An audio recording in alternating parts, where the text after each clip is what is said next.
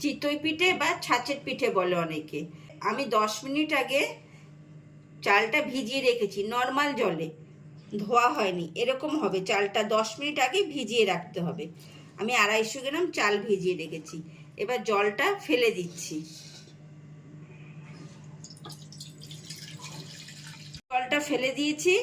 আবার দ্বিতীয়বারে কিছুটা জল দিয়ে আমি ধুয়ে নেব। এবার চালটা দুবার ধুয়ে নিয়েছি। এর মধ্যে আমি জল নিয়ে নেব, বেশ খানিকটা জল নিয়ে গ্যাস ধরিয়ে দেব। জলটা উষ্ণ গরম হয়েছে, হাত দেওয়া যাচ্ছে।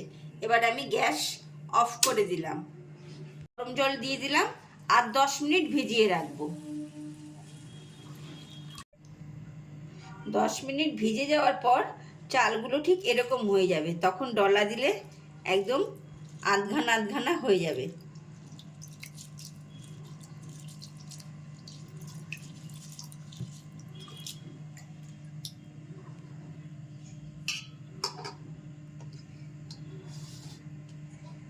এবার চালটা আমি ছেঁকে নেব। তারপরে মিক্সচার গ্রাইন্ডে দিয়ে দেব, জল দিয়ে দেব।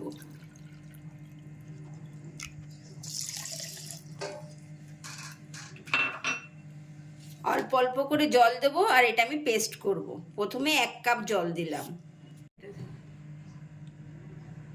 পেস্ট করে নিয়েছি। 5 থেকে 7 মিনিট পেস্ট করতে হবে,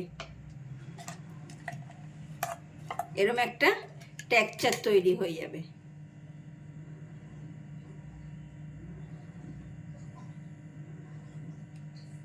আমি এবার সার্ভিং বলে ঢেলে নিচ্ছি।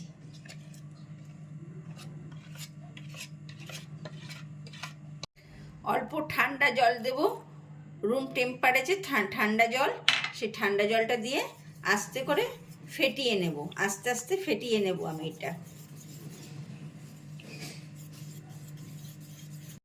এরকম একটা টেক্সচার তৈরি হবে, ব্যাটারটা ঠিক এরকম হবে।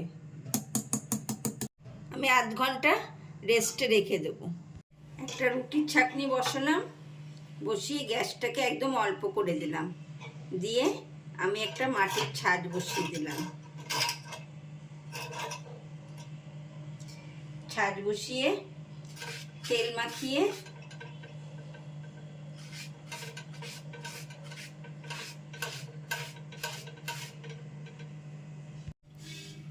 পাঁচ থেকে 7 মিনিট ঢেকে রেখে দেব। আধ ঘন্টা পরে ঢাকা সরাবো, সরিয়ে 1 চিমটে নুন, এরকম 1 চিমটে মতন নুন দেব, দিয়ে আবার ফেটিয়ে নেব। ছাঁচ তুলব,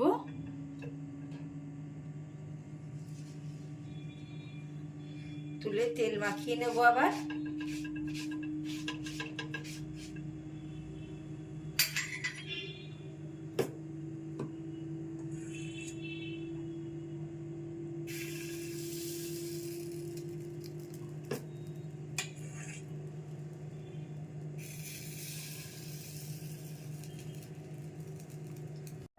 ঢাকা দিয়ে দেব। ঢাকাটা আমি তুলে নিচ্ছি। কি সুন্দর হয়েছে দেখুন বন্ধু। এবার আমি তুলে নেব।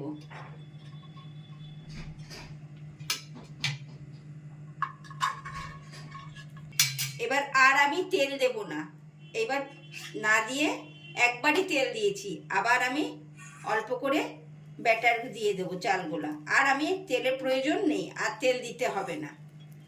সব ভাজা হয়ে গেছে, আমি এবার সার্ভিং বলে দিয়ে দিচ্ছি। এরকম জালিদার হবে, গুঁড়েও খাওয়া যাবে, আবার দুধ দিয়েও খাওয়া যাবে। 1 লিটার দুধ জাল দিয়েছি, দুধটা জাল দিয়ে নিলাম। এটা রসও খাওয়া যায়, আবার দুধ দিয়েও, গুড় দিয়েও জাল দিয়ে খাওয়া যায়। 1 লিটার দুধ জাল হয়ে গেছে, আমি 150 গ্রামের মতন গুড় দিয়ে দিলাম। গুড়টা দিয়ে বেশ নাড়া দেব কিছুক্ষণ। পিঠেগুলো দিয়ে দেবো এর মধ্যে।